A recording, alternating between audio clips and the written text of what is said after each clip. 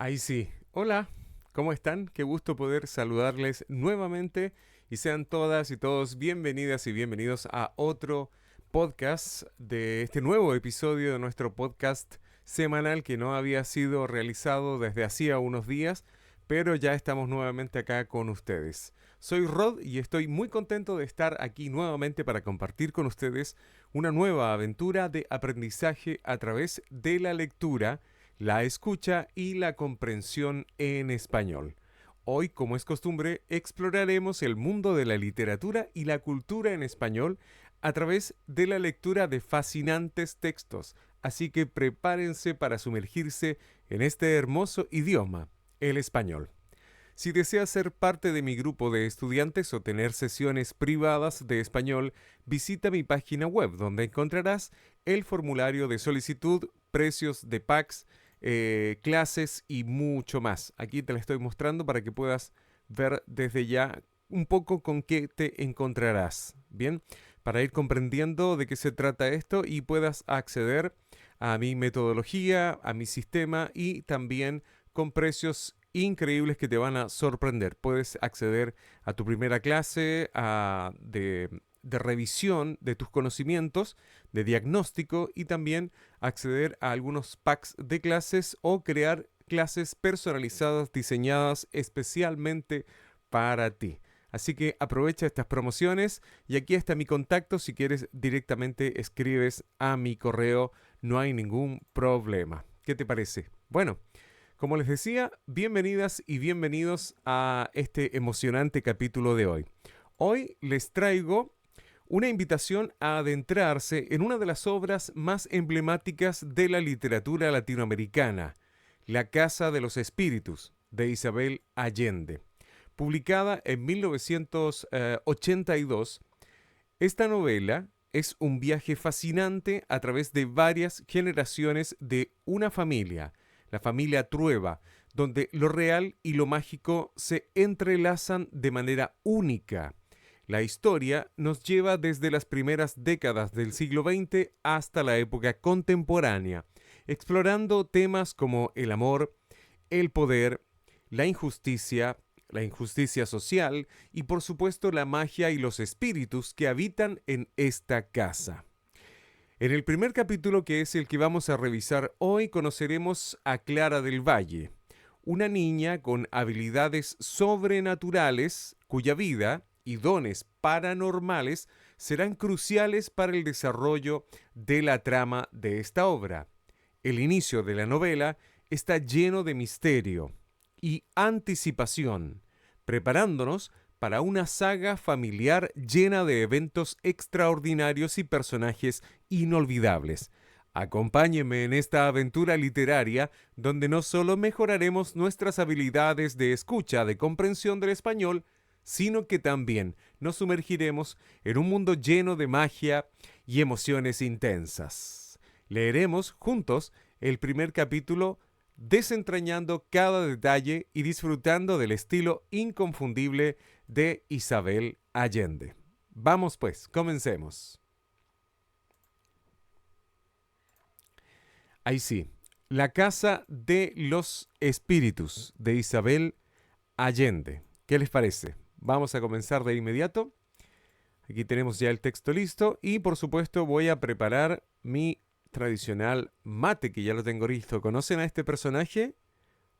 Mafalda. Bueno, ya conoceremos un poco más de Mafalda si todavía no lo conocen. De los cómics latinoamericanos, aquí tenemos al personaje, digamos, principal de este estilo en Argentina y muy importante en Latinoamérica también. ¿Mm? Perfecto. Vamos a comenzar con el primer capítulo. ¿Todo listo y dispuesto? ¿Sí? Capítulo número 1.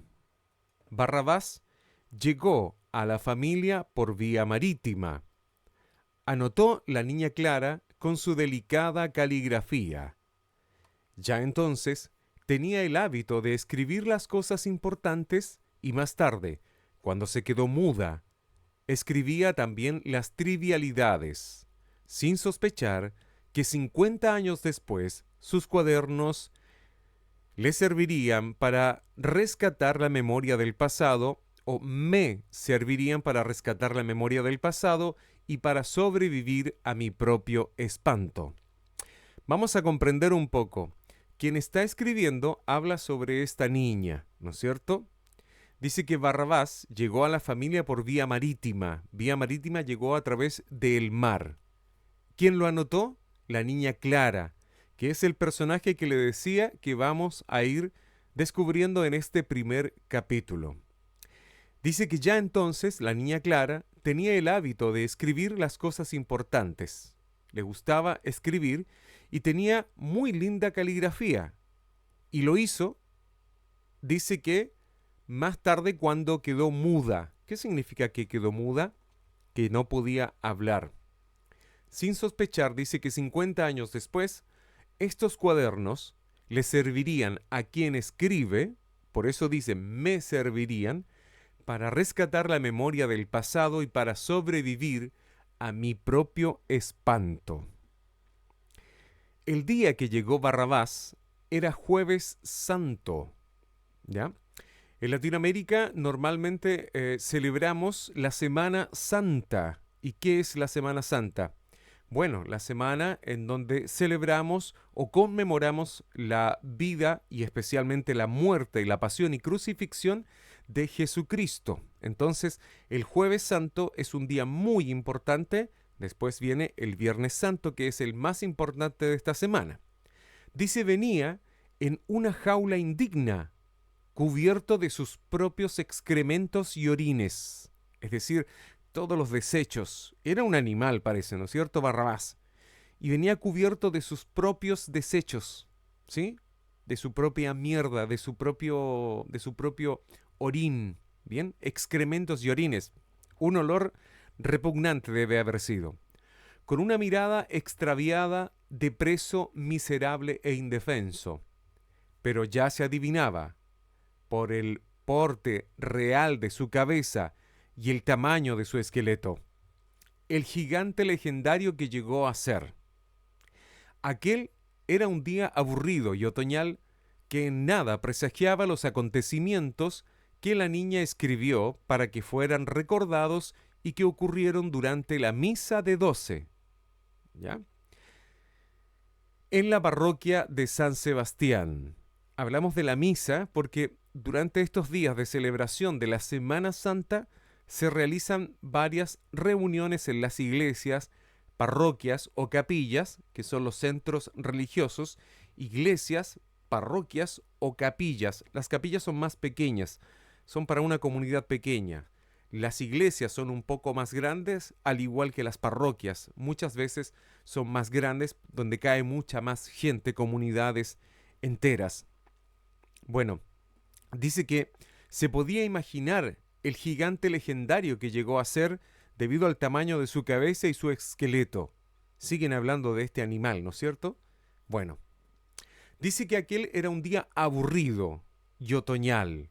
O sea, otoño, ¿no es cierto? Y aburrido, quizás ¿por qué? ¿Por qué habrá sido aburrido? Bueno, lo iremos sabiendo. Dice que nada presagiaba los acontecimientos que la niña escribió para que fueran recordados y que ocurrieron durante la misa de 12. ¿Qué pasó? En la parroquia de San Sebastián, a la cual asistió con toda su familia. En señal de duelo, el duelo es cuando alguien muere, ¿no es cierto? Y muchas personas se visten de negro, especialmente para esta ocasión. O sea, había una celebración religiosa, pero además también había un duelo. Los santos estaban tapados con trapos morados, una tradición de las iglesias también, en donde cuando se está celebrando un duelo, además, los santos, las figuras, las estatuas, se cubren con un paño morado, que las beatas desempolvaban anualmente. Beatas son las mujeres que normalmente están yendo a la iglesia a aportar con su trabajo a la comunidad, ¿ya? A la comunidad cristiana, creyente, ¿ya? Dice, en señal de duelo, estos santos estaban tapados con trapos morados, que las beatas desempolvaban anualmente, o sea que solamente una vez al año le sacaban el polvo, los limpiaban una vez al año. El duelo, ¿cuál era el duelo? El de Semana Santa, la muerte de Jesús. Dice que anualmente desempolvaban este ropero de la sacristía y bajo las sábanas de luto, la corte celestial parecía un amasijo de muebles esperando la mudanza. Hace la analogía como cuando alguien se va a cambiar de casa o hace una mudanza, cubre todos los muebles con alguna tela para que no se ensucien y no les caiga el polvo.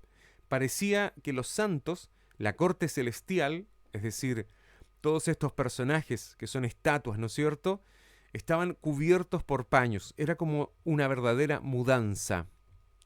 Dice que parecían, como decía, un amasijo. Un amasijo es una mezcla, un montón de muebles esperando la mudanza, sin que las velas, el incienso y los gemidos del órgano pudieran contrarrestar ese lamentable efecto. O sea, ya entendemos por qué era aburrido y otoñal, un poco deprimente incluso, ¿no es cierto? ¿Sí? Se erguían amenazantes bultos oscuros en el lugar de los santos de cuerpo entero, con sus rostros idénticos de expresión constipada. ¿No es cierto? Las figuras, estas estatuas que están en las iglesias, no están sonriendo. Normalmente están con una cara, ¿no es cierto?, compungidos, tristes, están, digamos, meditabundos muchas veces o tristes. Esa es la cara de un santo, de una figura, de una estatua, que llama mucho la atención, especialmente en las iglesias de tradiciones cristianas o católicas latinoamericanas, con una cara, dice, constipada. Sus elaboradas pelucas de cabello de muerto, sus rubíes y sus perlas, sus esmeraldas de vidrio pintado y sus vestuarios de nobles florentinos. Todo este adorno estaba realizado en estas figuras. O sea, en el primer párrafo de este capítulo comienza describiendo estas figuras que están en la iglesia, adornando, pero al mismo tiempo produciendo esta sensación de como de constipación, de pena, de recogimiento dentro de una iglesia. ¿Ya? Y dice que había rubíes, perlas, esmeraldas, es decir, joyas muy preciosas y la mayoría de ellas pintadas, o sea, muchas de ellas no eran reales, y sus vestuarios de nobles florentinos. El único favorecido con el luto era el patrono de la iglesia, San Sebastián. El patrono, digamos, cada iglesia tiene su propio santo, ¿ya? Su propio beato. En este caso, la iglesia es la iglesia de San Sebastián. Y dice que el único favorecido con este luto era el patrono de la iglesia, San Sebastián. ¿Por qué era favorecido? Porque en Semana Santa le ahorraba a los fieles el espectáculo de su cuerpo torcido en una postura indecente, atravesado por media docena de flechas, chorreando sangre y lágrimas, como un homosexual sufriente, cuyas llagas, las heridas, milagrosamente frescas, gracias al pincel del padre Restrepo. El padre Restrepo era el cura de esta iglesia, ¿ya? Quien oficiaba normalmente las misas. Las misas son las reuniones que realizan los curas o los párrocos, en este caso el padre, ¿no es cierto? El padre Restrepo. Y que cada vez que, según lo que explica acá, venía a esta fiesta, San Sebastián es un santo muy conocido en toda Latinoamérica que normalmente recibía a sus feligreses, a sus visitas, con esta imagen lleno de flechas y con sangre, que era su sufrimiento, ¿ya?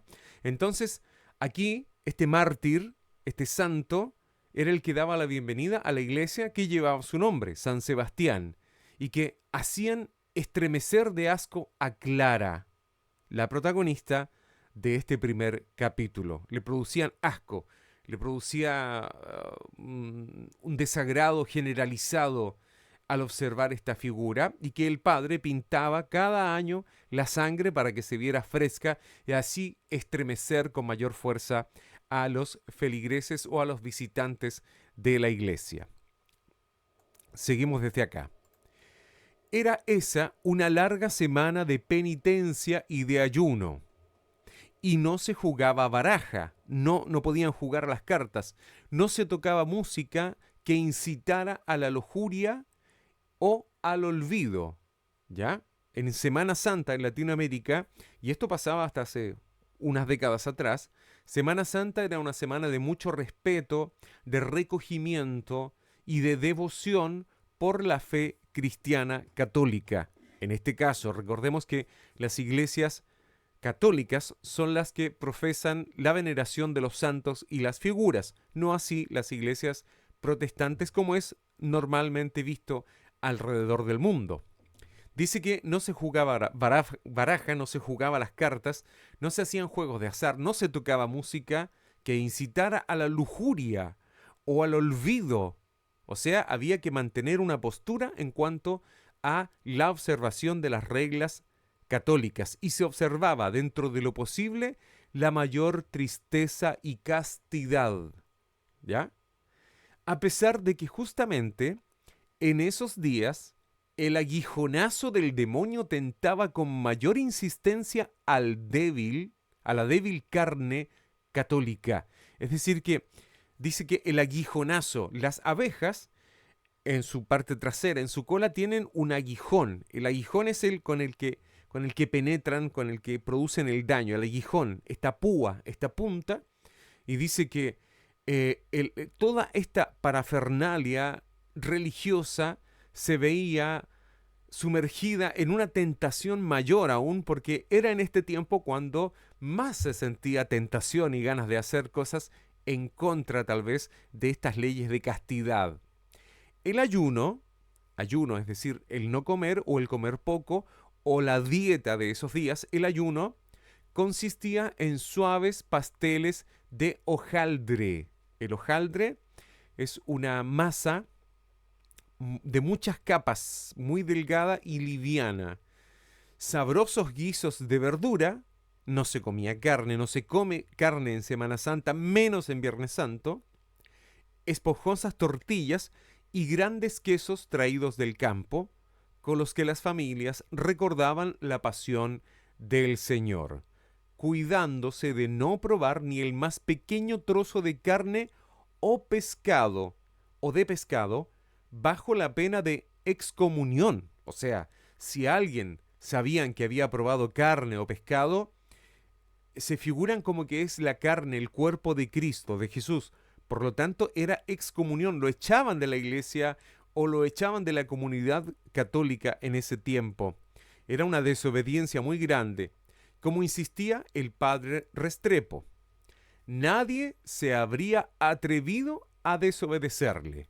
El sacerdote estaba provisto de un largo dedo incriminador para apuntar a los pecadores. Así decía.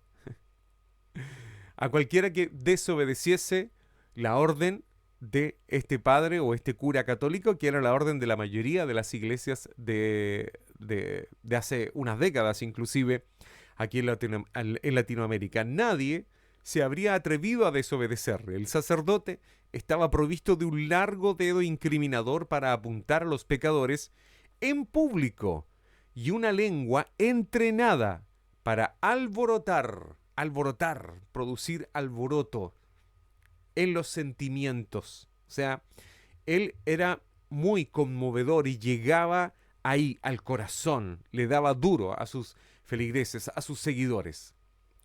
Tú, ladrón, te has robado el dinero del culto. El dinero del culto es el dinero que se juntaba en las reuniones, en las misas católicas. Y le decía a la gente, gritaba desde el púlpito, señalando a un caballero. Cuando hablamos de caballero, en Latinoamérica no nos referimos al caballero de armadura arriba de un caballo. No, en Latinoamérica y en español decimos que le llamamos caballero por educación a un hombre que tiene la edad ya para llamarle de esa manera, es decir, digamos tal vez a un padre de familia, a una persona que tal vez va por la calle, pero tiene buen aspecto y es respetuoso, trata bien a los demás, nosotros le llamamos que es un caballero. Como decía, no porque fuera arriba de un caballo, no, caballero por sus hábitos y por su forma y por su trato, ¿ya? Dice que el cura señalaba a un caballero que fingía afanarse en una pelusa de su solapa para no dar la cara. Había un señor que se afanaba. ¿Qué significa que se afanaba? Que ponía su afán, su intención, como que se limpiaba una pelusa para distraerse y que cuando pasaran pidiendo el dinero, él se hacía, como se dice, el leso, el tonto, el que no entendía. Tú, desvergonzado que te prostituyes, desvergonzada, perdón, desvergonzada, está hablando de una mujer, desvergonzada, que te prostituyes en los muelles, acusaba a doña Esther Trueba, inválida debido a la artritis y beata de la Virgen del Carmen. Ella era beata de una santa, la Virgen del Carmen, ¿ya? Hay distintos santos en el imaginario católico latinoamericano. Dice que abría los ojos sorprendida, sin saber el significado de aquella palabra ni dónde quedaban los muelles. O sea, ni siquiera ella iba a los muelles y ni siquiera sabía dónde quedaban, pero él le decía y le apuntaba, tú, desvergonzada, que te prostituyes en los muelles, decía el cura, como bien había dicho antes, era un alborotador de los sentimientos, ¿no es cierto? Dice, y ella ni siquiera sabía el significado de aquella palabra ni dónde quedaban los muelles. Decía el cura aquí, arrepentíos, arrepentíos, pecadores, inmunda carroña. Carroña es lo que queda de los cadáveres después de haber sido atacados por algún predador, algún animal, y quedan los huesos, los trozos de carne, los interiores, las tripas, quedan ahí. Eso es la carroña, ya lo último, lo que se comen, lo que se comen los coyotes, lo que se comen las aves de rapiña, ¿no es cierto? Así trataba a la gente. Inmunda carroña, les decía a las personas, indignos del sacrificio de nuestro Señor. Ayunad, haced penitencia. Les llamaba a ser fieles beatos, ayunando y haciendo penitencia. Llevado por el entusiasmo de su celo vocacional, celo, ¿qué es el celo? Bueno, cuando se trata de animales, el celo es el deseo natural de procrearse. Cuando se trata de relaciones humanas, el celo o los celos se refieren muchas veces a cuando yo tengo desconfianza de mi pareja o de alguien que está alrededor de mi pareja o de esa persona en la cual yo tengo puesto mi interés físico y emocional, ¿no es cierto? Y siento celos, me da celos, ¿ok? Bueno, pero también se puede decir que el celo es la forma en que yo me concentro en lo que yo deseo. En este caso se refiere al celo vocacional, de la vocación, es decir, llevado por el entusiasmo de su celo vocacional, de su forma como sacerdote. El sacerdote debía contenerse para no entrar en abierta desobediencia con las instrucciones de sus superiores eclesiásticos. Era muy apasionado este cura y parece que se dejaba mucho llevar por sus propias formas de pensar. Dice que debía reprimirse, debía mantenerse en línea para no entrar en abierta desobediencia con las instrucciones de sus superiores eclesiásticos, sacudidos por vientos de modernismo que se oponían al cilicio y a la flagelación, ¿ya? O sea, los curas que venían, al parecer, sus superiores, parece que venían un poco más modernos, más adelantados, pero él prefería mantenerse en su postura tradicional. Los nuevos curas parece que se oponían a la autoflagelación. Recuerden que se golpeaban muchas veces estos curas en la antigüedad. Él era partidario de vencer las debilidades del alma con una buena azotaina a la carne o de la carne. O sea, él decía que los pecados de la carne y estas fuerzas del mal se podían combatir, este aguijón de la tentación se debía combatir con azotes. Esa era su forma de pensar, así era este padre. Él era partidario, es decir, tomaba partido por esto. Era famoso por su oratoria desenfrenada. Lo seguían sus fieles de parroquia en parroquia. Sudaban oyéndolo describir los tormentos de los pecadores en el infierno. Los tormentos de los pecadores en el infierno. O sea, le gustaba hablar de cosas terribles, de estas descripciones como de Dante, ¿no es cierto?, del infierno. Las carnes desgarradas, dice aquí, carnes desgarradas por ingeniosas máquinas de tortura, los fuegos eternos, los garfios que traspasaban los miembros viriles, ya se refería a los penes de los hombres, los asquerosos reptiles que se introducían por los orificios femeninos. Así describía este cura, describía cosas horribles que ni siquiera aparecen en la Biblia y otros múltiples suplicios que incorporaba en cada sermón para sembrar el terror de Dios. El mismo Satanás era descrito hasta en sus más íntimas anomalías con el acento de Galicia del sacerdote, cuya misión en este mundo era sacudir las conciencias de los indolentes criollos. ¡Wow! Aquí describen a un cura realmente era malvado. O sea, le gustaba jugar con el corazón y la mente de los feligreses, de quienes le seguían. Y le seguían de parroquia en parroquia y parece que les gustaba sufrir esta flagelación, este castigo con las palabras de este sacerdote. Terrible. Y dice que, seguimos acá, Severo del Valle era ateo y masón. Severo del Valle, ese era su nombre, Severo, ¿ya? También es un adjetivo. Severo es alguien muy drástico en su forma de ser, ¿ya? No va a jugar, no va a transar. Severo, de una sola línea también, es un adjetivo. Severo del Valle, en este caso un nombre y apellido, era ateo. Ateo, no creía en Dios. Y masón, además. O sea, había una pequeña contradicción ahí en cierta forma. Pero tenía ambiciones políticas y no podía darse el lujo de faltar a la misa más concurrida cada domingo y fiesta de guardar, para que todos pudieran verlo. Su esposa, Nívea, prefería entenderse con Dios sin intermediarios. Tenía profunda desconfianza de las sotanas. Cuando dice que tenía profunda desconfianza de las sotanas, es decir, que ella no confiaba en los curas. Y Severo, al parecer, utilizaba la oportunidad de participar de estas ceremonias sociales solamente para mostrarse desde su perspectiva y preferencia política, ¿no es cierto? Dice que tenía profunda desconfianza, Nívea, de las sotanas y se aburría con las descripciones del cielo, el purgatorio y el infierno, pero que acompañaba a su marido en sus ambiciones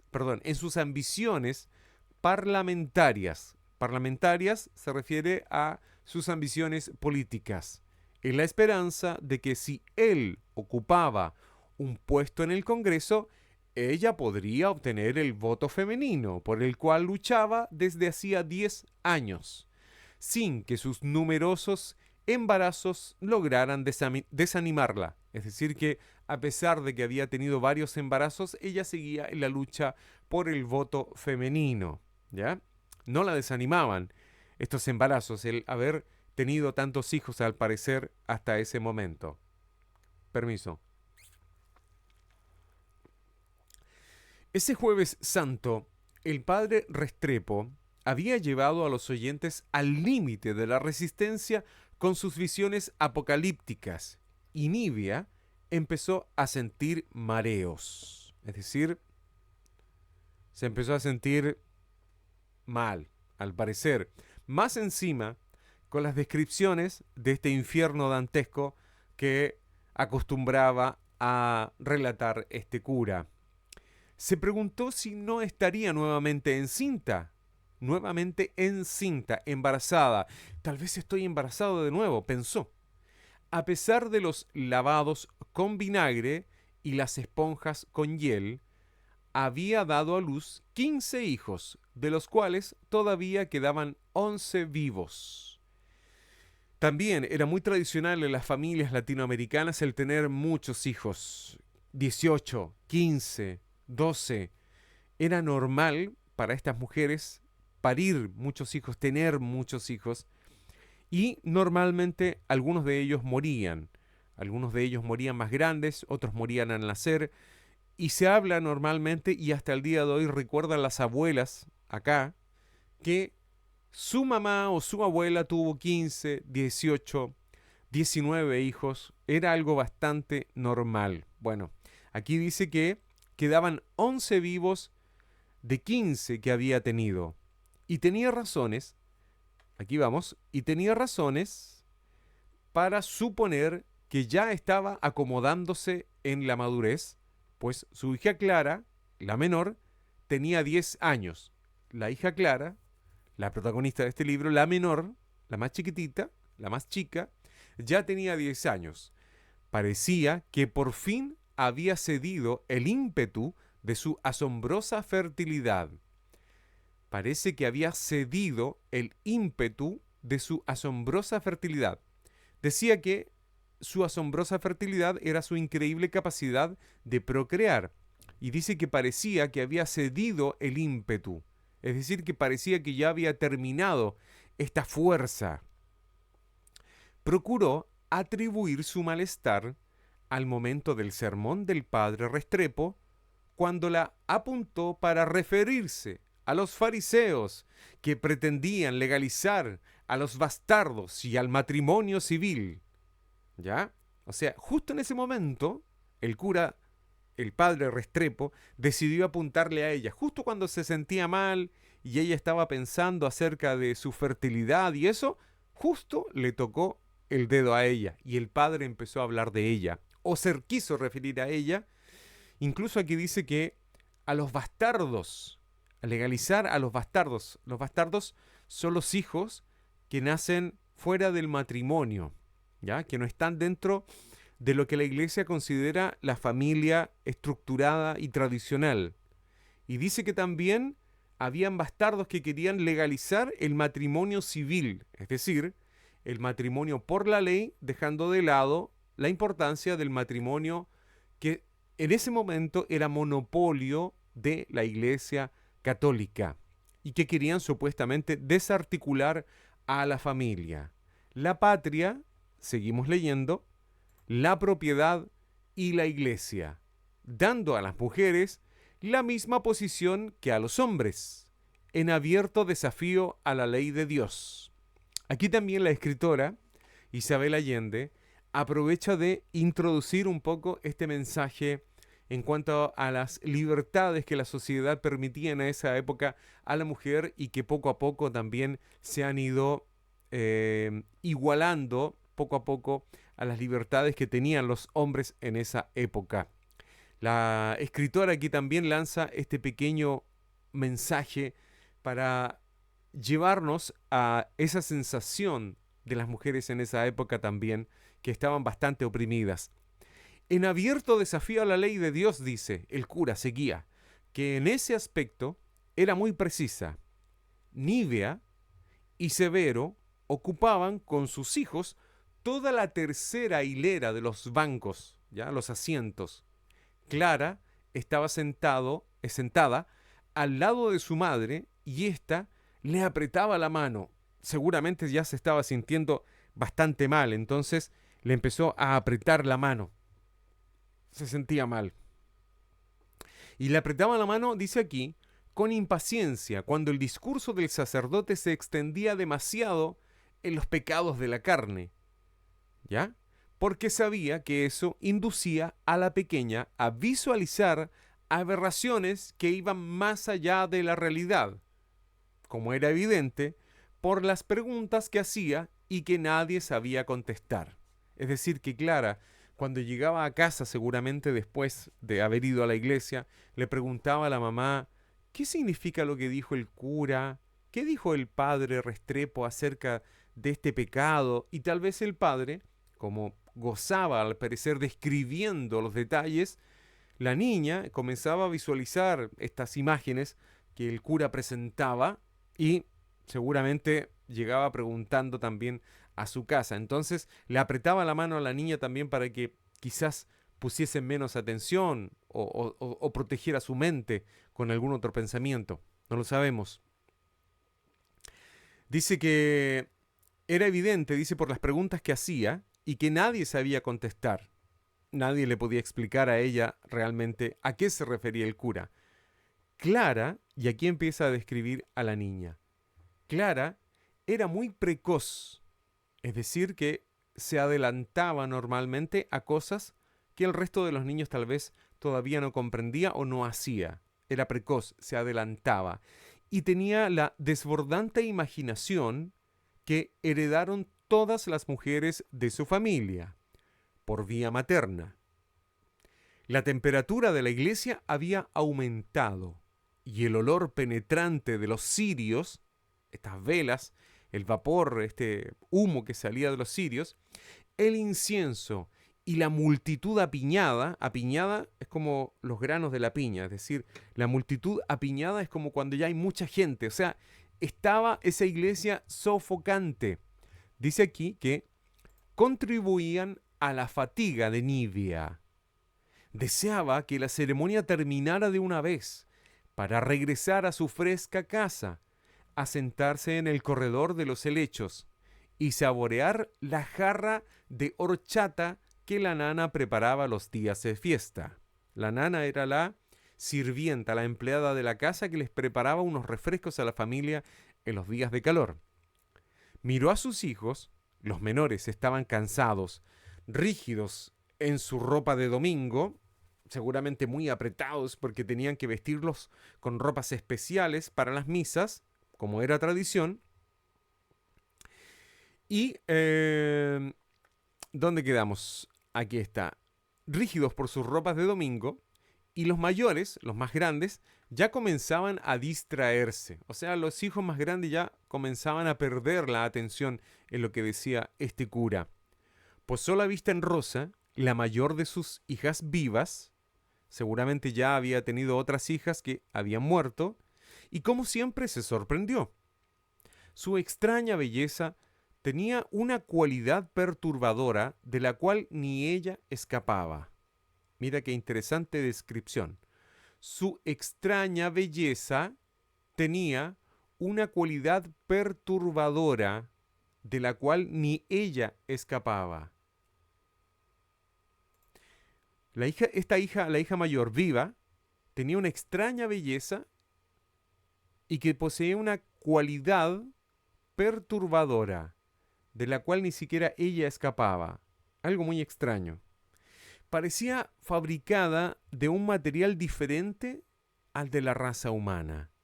Nivea supo que no era de este mundo aún antes de que naciera, porque la vio en sueños.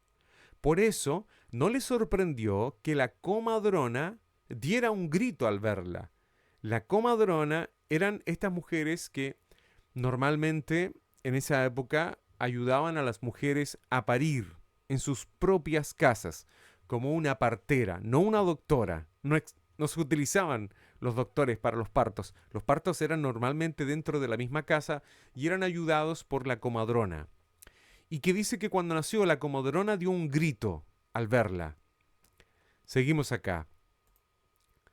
Al nacer, Rosa era blanca, lisa, sin arrugas, como una muñeca de loza, con el cabello verde y los ojos amarillos.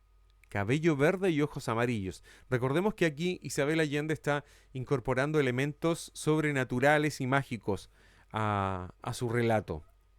La criatura más hermosa que había nacido en la tierra desde los tiempos del pecado original. Se refiere a los tiempos de Adán y Eva. La más hermosa, dice aquí. No podía existir una criatura más hermosa. Parecía una muñeca de loza, ¿sí? Dice como dijo la comadrona santiguándose. ¿Cómo se santigua la comadrona? Santiguarse es hacer el símbolo de la cruz aquí al frente. O sea, la comadrona se asustó y comenzó a santiguarse. Desde el primer baño, aquí vamos, desde el primer baño, la nana la lavó o le lavó el pelo con una infusión de manzanilla, ¿ya? Lo cual tuvo la virtud de mitigar el color, dándole una tonalidad de bronce viejo. Si decía que su pelo al nacer había sido como verde, ahora con la manzanilla, que normalmente es amarilla, habían convertido su pelo con el tiempo en una especie de color bronce viejo. El bronce es un metal, ¿ya? Con el que normalmente están hechas las manillas de las puertas. Ese es el color bronce. Y la ponía desnuda al sol para fortalecer su piel, que era traslúcida en las zonas más delicadas. Traslúcida es como transparente en las zonas delicadas, tal vez los órganos, el rostro, la cabeza. Dice que su piel era traslúcida en las zonas más delicadas, en el vientre, las axilas, ¿ya? En el vientre y las axilas, donde se adivinaban las venas, o sea, se podía ver a través de la piel y ver las venas, wow. Y la textura secreta de los músculos, se podía ver hasta la textura de los músculos a través de la piel de esta pequeña. Aquellos trucos de gitanas, sin embargo, no fueron suficientes y muy pronto se corrió la voz, todos empezaron a comentarlo, de que les había nacido un ángel. Nivea esperó que las ingratas etapas del crecimiento otorgarían a su hija algunas imperfecciones. O sea, creía que la hija con el tiempo, a medida de que creciese, podía ir cambiando algunos detalles y tuviese imperfecciones para no parecer un ángel. Pero nada de eso ocurrió. Nada de eso ocurrió. Por el contrario, a los 18 años, Rosa no había engordado y no le habían salido granos, es decir, alguna herida, algún, qué sé yo, punto negro, alguna especie de espinilla, nada, absolutamente perfección en ella, sino que había acentuado su gracia marítima. El tono de su piel, también con suaves reflejos azulados, y el de su cabello, la lentitud de sus movimientos y su carácter silencioso evocaban a un habitante del agua, como un pez. Tenía algo de pez, dice acá, y si hubiera tenido una cola escamada, habría sido claramente una sirena. Si hubiese tenido una cola escamada, es decir, con escamas, ¿ya? Lo que tienen los peces en su piel, habría realmente sido una sirena. Pero sus dos piernas la colocaban en un límite impreciso entre la criatura humana y un ser mitológico, y el ser mitológico. ¿Cuál? La sirena. A pesar de todo, la joven había hecho una vida casi normal. Tenía un novio y algún día se casaría, con lo cual la responsabilidad de su hermosura pasaría a otras manos. Rosa inclinó la cabeza y un rayo se filtró por los vitrales góticos de la iglesia. Justo entró un rayo y le dio a ella un rayo de sol por los vitrales. ¿Cuáles son los vitrales? Son estas ventanas hechas de puros fragmentos de colores donde normalmente presentan escenas de la pasión de Jesucristo o de Jesús. Dice, dándole un halo de luz a su perfil, le dio un halo de luz, un rayo de luz a su perfil, una sensación superficial. Algunas personas se dieron vuelta para mirarla y cuchichearon. Esta palabra es difícil. Cuchichearon. ¿Y qué es cuchichear? Es cuando... Cuchichear, hablar por debajo, ¿ya? Como a menudo ocurría a su paso. O sea que era habitual que cuando Rosa aparecía se comenzara a cuchichear. Seguimos acá. Pero Rosa no parecía darse cuenta de nada. Era inmune a la vanidad. Y ese día estaba más ausente que de costumbre, imaginando nuevas bestias para bordar en su mantel. Mitad pájaro y mitad mamífero, cubiertas con plumas iridiscentes y provistas de cuernos y pezuñas tan gordas y con alas tan breves que desafinaban las leyes de la biología y la aerodinámica. Rosa, al parecer, vamos a hacer una pausa, Rosa dice que no parecía darse cuenta de nada, era inmune, es decir, que no le pasaba nada, ¿ya? Cuando alguien es inmune puede ser inmune a una enfermedad, tal vez inmune a lo que le digan, a las palabras, a cómo la traten, inmune, no le pasa nada. A la vanidad dice que era inmune, es decir, cuando hablamos de cuchichear, de andar hablando por las espaldas, también se dice que eso es vanidad, ¿ok? Y dice que Rosa era inmune a esta vanidad y ese día estaba más ausente que de costumbre. ¿Cómo se puede estar ausente? Ella estaba en el lugar, pero al mismo tiempo su mente, su corazón no estaba ahí, estaba ausente, no estaba en realidad su corazón, su mente. Estaba más ausente que de costumbre, imaginando nuevas bestias para bordar en su mantel. Es decir, que ella siempre estaba bordando, surciendo o cosiendo figuras en su manta. Ella hacía una manta habitualmente y parece que dibujaba verdaderos demonios o mezclas de animales, medios mitológicos al parecer, un poco extraños, y los iba imprimiendo, surciéndolos en su mantel. Eran parecer animales, bestias, seres mitológicos que ella imaginaba y que iba abordando. Continuamos acá. Rara vez pensaba en su novio, Esteban Trueba. Aquí aparece nuevamente el apellido Trueba. Esteban Trueba. No por falta de amor, sino a causa de su temperamento olvidadizo y porque 2 años atrás de separación son mucha ausencia. O sea que hace 2 años que no veía a su novio. Ya era suficiente ausencia, es decir, no estaba. Él estaba trabajando en las minas del norte. Le escribía metódicamente y a veces Rosa le contestaba enviando versos copiados y dibujos de flores en papel de pergamino con tinta china. Pergamino, eso es el papel cuando se enrolla, ¿ya? Cuando se enrolla un papel, así como no lo tenía preparado, pero aquí hay algo parecido. Papel enrollado es un pergamino. Dice que le enviaba esto con tinta china. Tinta china, es esa tinta normalmente negra o con la que normalmente se hacen escrituras con estas letras con pincel. A través de esa correspondencia que Nivea violaba en forma regular, es decir, su mamá Nivea violaba la correspondencia.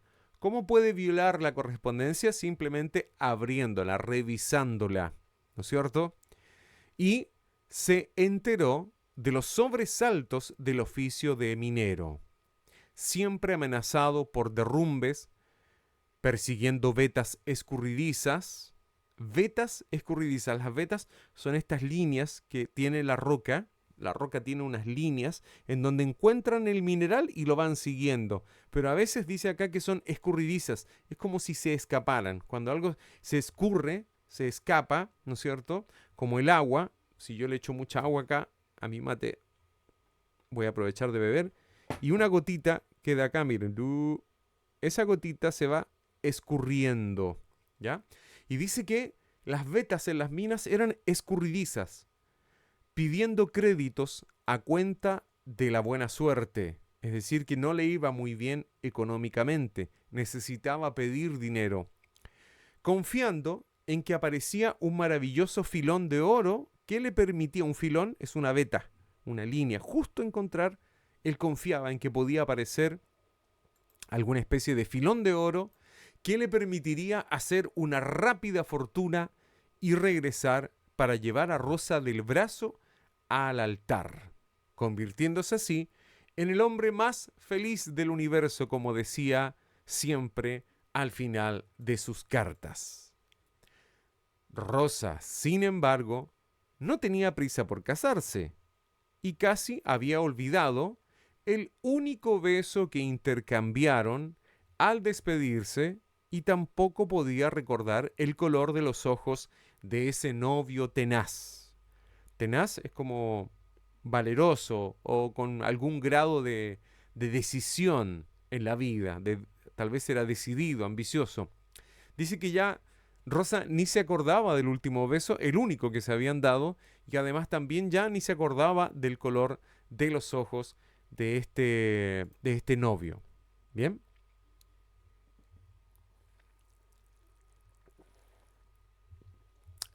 Así es. Disculpen.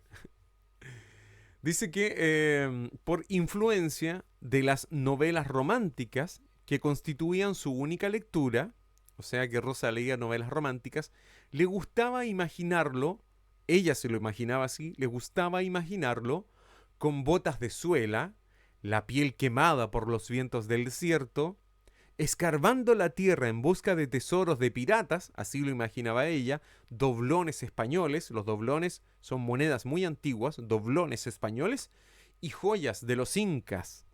Y era inútil que Nidia tratara de convencerla de que las riquezas de las minas estaban metidas en las piedras, porque a Rosa le parecía imposible que Esteban Trueba recogiera toneladas de peñascos o de piedras con la esperanza de que al someterlos a inicuos procesos crematorios escupieran un gramo de oro. O sea, Rosa no podía imaginar que su novio lo que hacía en realidad no era escarbar para buscar tesoros, que lo que hacía cuando hablaba de sacar oro era de tomar piedras, romperlas y hacerlas pasar por diferentes procesos de limpieza y etcétera para sacar oro. Isabel Allende acá dice que procesos crematorios para que escupieran un gramo de oro. Escupir, como si una piedra pudiese escupir. Bueno, esta parte es bastante poética, digamos, es una analogía bien interesante. Seguimos acá. Entre tanto, lo aguardaba sin aburrirse, imperturbable en la gigantesca tarea que se había impuesto. Imperturbable significa que nada la perturbaba, siempre estaba ahí sin que nada la molestara. Dice, imperturbable en la gigantesca tarea que se había impuesto: bordar el mantel más grande del mundo. Eso es lo que ella se propuso, bordar el mantel más grande del mundo. Comenzó con perros, gatos, mariposas, pero pronto la fantasía se apoderó de su labor y fue apareciendo un paraíso de bestias imposibles que nacían de su aguja ante los ojos preocupados de su padre. Es decir, el papá, cuando veía lo que estaba haciendo su hija Rosa, se preocupaba, así como, parece que a esta niña, parece que le está fallando algo. Tal vez eso pensaba su padre, ¿no es cierto? Severo recordemos que es el nombre del padre, Severo consideraba que era tiempo de que su hija se sacudiera la modorra y pusiera los pies en la realidad. Poner los pies en la realidad. Pararse en la realidad. Y que se sacuda la modorra.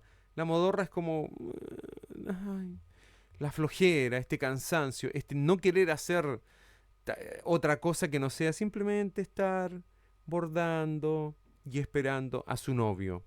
Y dice que su padre consideraba que era tiempo, o sea, ya era tiempo, de que su hija se sacudiera esta modorra y pusiera los pies en la realidad y que aprendiera algunos oficios domésticos, ¿ya? Las cosas de la casa, y se preparara para el matrimonio. Pero Nivea no compartía esa inquietud. Ella prefería no atormentar a su hija con exigencias terrenales. Exigencias terrenales, es decir, cosas normales del día a día. Pues presentía que Rosa era un ser celestial, que no estaba hecha para dar mucho tiempo en el tráfico grosero de este mundo. O sea, ella creía que su hija era alguien muy especial, celestial. Celestial se refiere al cielo, celeste, celestial. O sea que tal vez ella sí creía que su hija era como un ángel y que no estaba hecho, este ser, para durar mucho tiempo en el tráfico grosero de este mundo. O sea, su mamá Nivea creía también que su hija Rosa moriría pronto. Por eso la dejaba en paz con sus hilos de bordar, la dejaba tranquila, que hiciera lo que quisiese, y no objetaba aquel zoológico de pesadilla. Objetar es como bloquearlo, cerrarlo, decir que no. No lo objetaba este zoológico de pesadilla. Una barba del corsé de Nivea se quebró a la punta, y la punta, perdón, se le clavó entre las costillas. La barba del corsé, es decir, como el sostén, la barba, que normalmente son de metal o de algún material muy duro, rígido, dice que se quebró y se le clavó la punta entre las costillas. Las costillas son los huesos que tenemos acá, ¿no es cierto? Entonces dice que se clavó entre las costillas. Sintió que se ahogaba dentro del vestido. Se ahogaba dentro del vestido de terciopelo azul.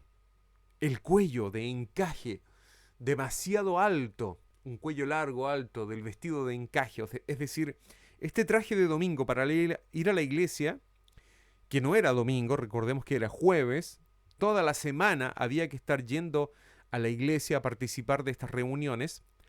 Dice que las mangas eran muy estrechas. Estas son las mangas. Y eran muy estrechas, así.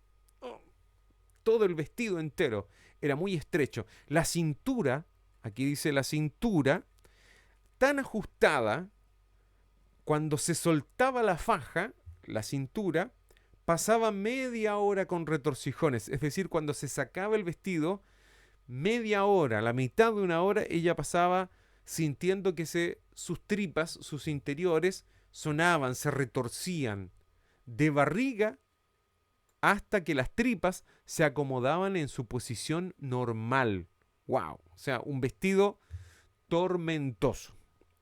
Lo habían discutido a menudo con sus amigas sufragistas y habían llegado a la conclusión que mientras las mujeres no se cortaran las faldas y el pelo y no se quitaran los refajos, es decir, toda esta ropa que tenían encima, daba igual que pudieran estudiar medicina o tuvieran derecho a voto, porque de ningún modo tendrían ánimo para hacerlo. Es decir, que ella decía que también las mujeres tenían que dejar estas vestimentas tan terribles para la época, que no sacaban nada con obtener voto, con poder ir a estudiar a la universidad, medicina o lo que fuera, sino también lograba liberarse de tener que usar el pelo largo y estas ropas tan tormentosas.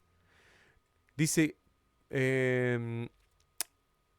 porque de ningún modo tendrían ánimo para hacerlo, pero ella misma no tenía valor para ser de las primeras en abandonar la moda. O sea, ella de todas maneras no iba a ser la primera en abandonar la moda, lo que estaba en ese momento usando la mayoría. Notó que la voz de Galicia había dejado de martillarle el cerebro. ¿Quién era Galicia? Alguien que le hablaba mucho, parece, porque su voz había dejado de martillarle, como pegarle con un martillo, ¿no es cierto? El cerebro. Se encontraba en una de esas largas pausas del sermón que el cura, conocedor del efecto de un silencio incómodo, empleaba con frecuencia. Sus ojos ardientes aprovechaban esos momentos para recorrer a los feligreses uno por uno, es decir, el cura guardaba silencio y aprovechaba ese momento para observarlos a todos. Esa inflexión, ese momento de silencio para recorrer con los ojos a todos los feligreses y estudiarlos. Sus ojos ardientes aprovechaban ese momento para recorrer a los feligreses uno por uno. Nidia soltó la mano de su hija Clara y buscó un pañuelo en su manga, buscó un pañuelo, aquí guardaban el pañuelo, para secarse una gota que le resbalaba por el cuello. El silencio se hizo denso. Denso es grueso, espeso, ¿ya? Difícil de tragar. Un silencio denso. El tiempo pareció detenido en la iglesia, pero nadie se atrevió a toser o a acomodar la postura. Estaban todos así. Acomodar la postura, como voy a acomodar la postura. Todos quietos, nadie quería acomodar la postura. Bien, en la iglesia. Esta era la atmósfera que producía este cura, para no atraer la atención del padre Restrepo. O sea, muchos pensaban, si yo me muevo, el padre me va a apuntar a mí. Sus últimas frases todavía vibraban entre las columnas. Es decir, que ese silencio, mientras ocurría ese silencio, todavía rebotaban por la acústica de la iglesia, rebotaban los sonidos de la voz del Padre, de las últimas palabras. Y en ese momento, como recordara años más tarde Nidia, en medio de la ansiedad y el silencio, se escuchó con toda nitidez la voz de su pequeña Clara. Justo en ese momento. ¡Psst! Padre Restrepo, si el cuento del infierno fuera pura mentira, nos chingamos todos. Fue algo terrible lo que dijo. Le dijo el cura, Psst, Padre Restrepo, si el cuento del infierno, como eso que usted está contando del infierno, fuera pura mentira, si eso fuera mentira, si no fuera real, nos chingamos todos. O sea que todos nos jodemos. Nos vamos todos al infierno. El dedo índice del jesuita, que ya estaba en el aire, justo para señalar a los nuevos suplicios, quedó suspendido como un pararrayos sobre su cabeza. Quedó así, quieto, sin poder moverse, no atinó a nada. La gente dejó de respirar y los que estaban cabeceando se reanimaron. Los que estaban ya como quedándose dormidos, se reanimaron. Los esposos del valle, es decir, mamá y papá, fueron los primeros en reaccionar al sentir que los invadía el pánico y al ver que sus hijos comenzaban a agitarse nerviosos, Severo comprendió que debía actuar antes que estallara la risa colectiva. La risa colectiva es la risa de todos los que estaban ahí. O se desencadenaría algún cataclismo celestial. Hablábamos de que celestial se refería al cielo, de lo celeste, pero un cataclismo es como cuando el mundo se acaba, terremoto, tsunami, destrucción absoluta. Un cataclismo celestial se podía avecinar en ese momento. Tomó a su mujer del brazo, a Clara por el cuello y salió arrastrándolas. Tomó a las dos mujeres y las arrastró, arrastrándolas por el suelo, así como, vámonos de aquí. Tomó a su mujer del brazo y a Clara por el cuello y salió arrastrándolas a grandes zancadas. Grandes zancadas son pasos muy largos, o sea, grandes pasos. Sus piernas, largos pasos. Seguido por los otros hijos que se precipitaron en tropel hacia la puerta. Tropel es cuando van muchas personas o muchos animales también en tropel, como una tropa, ¿ya? En tropel. Dice que se precipitaron, se fueron todos hacia la puerta y alcanzaron a salir antes de que el sacerdote pudiera invocar un rayo que los convirtiera en estatuas de sal.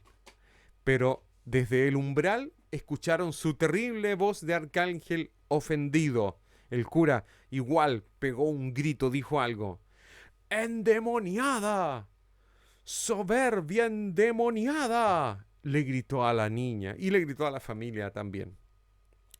Esas palabras del padre Restrepo permanecieron en la memoria de la familia con la gravedad de un diagnóstico. El diagnóstico es lo que te dice un doctor. Cuando te dice que estás enfermo, por ejemplo, te da un diagnóstico. Te dice, usted tiene esta enfermedad. Ese es un diagnóstico. Y dice que las palabras del padre permanecieron en la memoria de la familia con la gravedad de un diagnóstico. Y en los años sucesivos, es decir, los años que vinieron después, años sucesivos, ¿ya? Tuvieron ocasión de recordarlas a menudo. O sea, no se olvidaron más. La única que no volvió a pensar en ellas fue la misma Clara, que se limitó a anotarlas en su diario y luego las olvidó. Sus padres, en cambio, no pudieron ignorarlas, a pesar de que estaban de acuerdo en que la posesión demoníaca y la soberbia eran dos pecados demasiado grandes para una niña tan pequeña.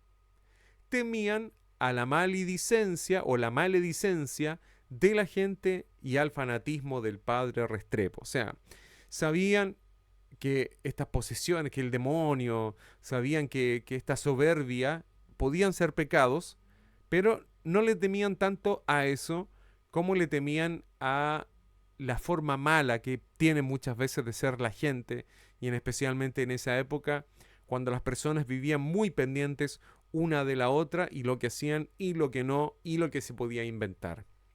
Hasta ese día, seguimos acá, hasta ese día no habían puesto nombre a las excentricidades de su hija menor, ni las habían relacionado con influencias satánicas. No habían dicho ni que tenía alguna especie de mal, ni que estaba enferma. No habían dicho nada, simplemente la observaban y tampoco creían que fueran influencias de algún demonio, ni nada de eso. Las tomaban, seguimos acá, como una característica nomás de la niña, una característica de la niña, como la cojera, lo era de Luis o la belleza de Rosa. Aquí menciona otro hijo, Luis, y dice que era cojo y que veían esta forma de ser de la niña como una característica simplemente y no como algo negativo en sí. Los padres mentales de Clara no molestaban a nadie y no producían mayor desorden. Los poderes mentales de Clara no molestaban a nadie y no producían mayor desorden. Ella tenía poderes mentales, al parecer, ¿no es cierto? Disculpen. Se manifestaban casi siempre en asuntos de poca importancia y en la estricta intimidad del hogar. Algunas veces, ¿cuál es la estricta intimidad del hogar? O sea que solo pasaba en la casa, dentro de la familia nomás. Algunas veces, a la hora de la comida, cuando estaban todos reunidos en el gran comedor de la casa, sentados en estricto orden de dignidad y gobierno, es decir, la autoridad de los padres era muy importante ahí, el salero comenzaba a vibrar. El salero, donde va la sal, solo comenzaba a vibrar. Y de pronto se desplazaba por la mesa entre las copas y los platos. Pasaban eventos mágicos, al parecer, entre las copas y los platos, sin que mediara ninguna fuente de energía conocida ni truco de ilusionista. Es decir, al parecer no había ninguna fuente de energía conocida que la moviera. Cuando dice que sin que mediara, es decir, que algo puede mediar, hacer un efecto entre una cosa y otra. Aquí nada mediaba. ¿Bien? Y este objeto avanzaba por la mesa y tampoco era un truco de ilusionismo, de magia. Simplemente era algo que pasaba ahí. Nivea daba un tirón a las trenzas de Clara. Las trenzas, cuando el pelo se enreda, ¿no es cierto? Las trenzas, la mamá le tiraba el pelo a la niña, le daba un tirón a las trenzas de Clara y con ese sistema conseguía que su hija abandonara su distracción lunática, como lunática de la luna. En español se dice que un lunático es un loco, ¿ya? Esta distracción lunática para que le tiraba la trenza, ¡ay! Y la niña ya dejaba de hacer esas cosas porque sabían que era ella la que hacía eso y que devolviera la normalidad al salero, que al punto recuperaba su movilidad. Los hermanos se habían organizado para que, en el caso de que hubiera visitas, si alguien visitaba la casa, el que estaba más cerca detenía de un manotazo, un golpe con la mano, lo que se estaba moviendo sobre la mesa. Lo sujetaban, lo detenían, antes de que los extraños se dieran cuenta y sufrieran algún sobresalto, para que nadie se asustara. Trataban de hacer creer a las visitas que nada raro pasaba con la niña Clara.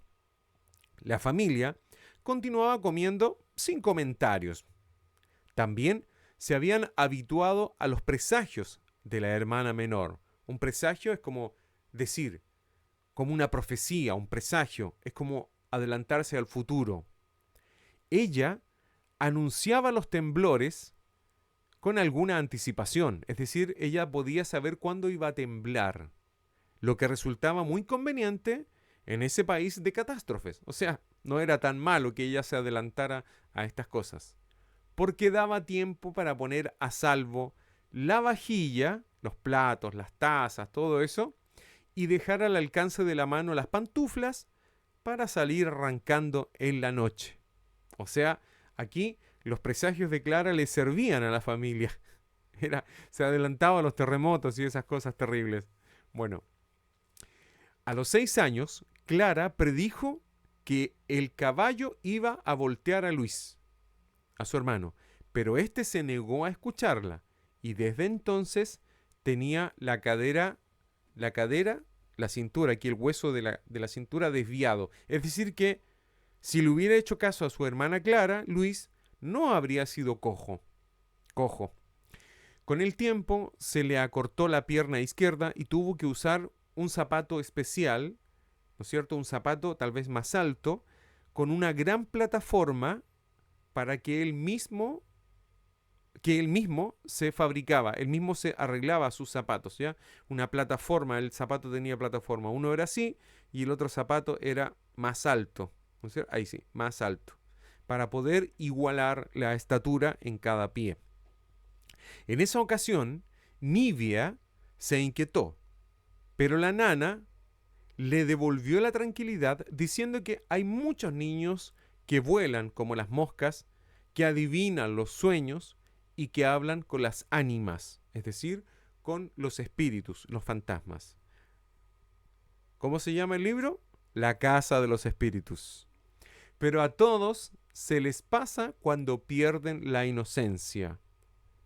Cuando pierden la inocencia, es decir, cuando ya dejan de ser niños, la nana le decía, no se preocupe, cuando pierda la inocencia va a dejar de hacer todas estas cosas. Ninguno llega a grande en ese estado. Explicó que que a la niña le venga la demostración a ver que se le quita la maña de andar moviendo los muebles y anunciando desgracias. Bien, vamos a dejar hasta aquí la lectura de este interesante capítulo, del primer capítulo de La Casa de los Espíritus de Isabel Allende. Les quiero aprovechar de comentar algunos detalles de Isabel Allende. Es una gran escritora latinoamericana. Este no es el único libro que posee muchos más. He leído varios de ellos. No es mi escritora favorita, pero admiro la capacidad que posee de describir personajes y además también la capacidad que tiene de transportarnos a estos mundos tan interesantes que tienen esta mezcla de magia muchas veces y otra de realismo. Y además que se puede dilucidar cuando uno está leyendo sus libros, cómo ella va construyendo personajes basados en historias que seguramente escuchó de acá, sacó de acá y cómo todo los mezcla en una sola historia. Es muy interesante Isabel Allende y les quería compartir esto acá en este podcast que estamos preparando cada cierto tiempo para mejorar el español. Así que eso es todo por hoy, amigos. Espero que hayan disfrutado de este viaje literario conmigo y no se olviden de suscribirse para no perderse ningún episodio futuro y de dejarnos sus comentarios y sugerencias. Continúen ustedes leyendo este maravilloso libro La Casa de los Espíritus de Isabel Allende. Recuerden que si desean ser parte de mi grupo de estudiantes o tener sesiones privadas en español, visiten mi página web donde encontrarán el formulario de solicitud, precios de packs, clases personalizadas y mucho más. Les quiero agradecer si han llegado hasta acá y les invito a seguir leyendo este libro. Un gran abrazo y muchas gracias.